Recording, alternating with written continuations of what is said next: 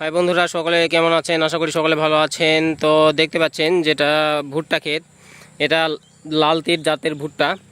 তো এই ভুট্টাটি খুব সুন্দর, ভালো ভুট্টা। এই জন্য বলছি যে ভুট্টাটা দেখতে পাচ্ছেন পাশে, এই ভুট্টাটা হচ্ছে মাথাগুলো সব মোড়ানো। এটা বৃষ্টির জল ভেতরে ঢুকবে না এবং ভুট্টাটা সতেজ থাকবে, ভালো থাকবে। তো এই জন্য এই ভুট্টাটা অন্যান্য ভুট্টার থেকে ভালো, লাল তীর জাতের ভুট্টা এটা। তো দেখতে পাচ্ছেন একটা করে গাছে একটা করে ফল, দেখতে পাচ্ছেন একটা করে গাছে একটা করে ফল। তো এই জন্য ফলগুলো বড় এবং পুষ্ট ভালো হয়, একটা করে গাছে একটা করে ফল থাকার জন্য।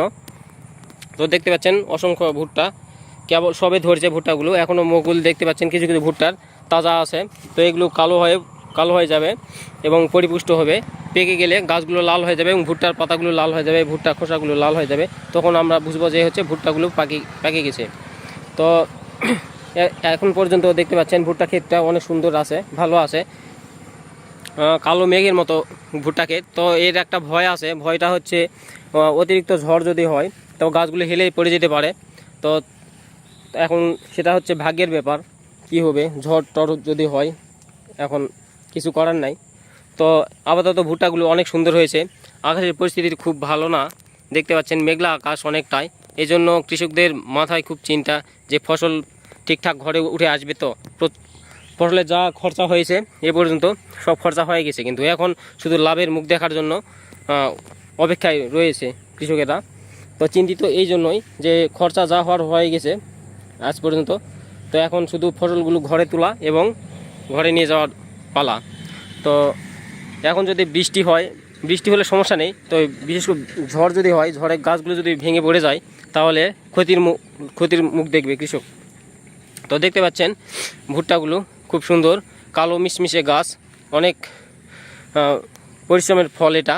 দেখতে পাচ্ছেন ভুট্টা ক্ষেতগুলো, লাল তীর জাতের ভুট্টা এটি, লাল তীর নামে আমরা চিনে থাকি এবং প্যাকেটে গায়ে লেখা থাকে লাল তীর।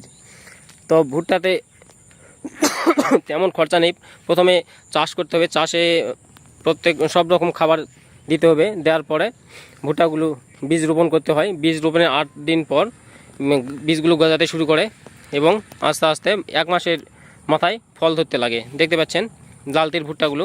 তো আরও ভুট্টা, অনেক রকমের ভুট্টা আছে, একটা গাছে 2টা করে ফল ধরে। তো এই ভুট্টাগুলোর তুলনায় অনেকটাই ছোট হয় এবং ফলের গাঁথুনি কম হয়। আর এই ভুট্টাটা বিশেষ করে একটা করে ফল হওয়ার জন্য ফলগুলো অনেক বড় বড় হয় এবং পুষ্ট দানা হয় এবং কৃষকরা লাভবান হয়। তো ভালো ফলন হলে বিঘা প্রতি 30 থেকে 35 মণ পর্যন্ত ফলন দেয় আমাদের এই ভুট্টাটা, লাল তীর ভুট্টা। বিশেষ করে এই ভুট্টাটা আমাদের এখানে বেশি চাষ হয়ে থাকে, কৃষকরা এটা বেশি পছন্দ করে থাকেন, লাল তীর ভুট্টাটা। তো খুব সুন্দর। তো ভুট্টার পাশে দেখতে পাচ্ছেন এটা হচ্ছে পটল ক্ষেতটা খুব সুন্দর হয়েছে, এখনও সেই সুন্দর পর্যায়ে যায়নি, তো যাবে আশা করা যায় কিছুদিন পর।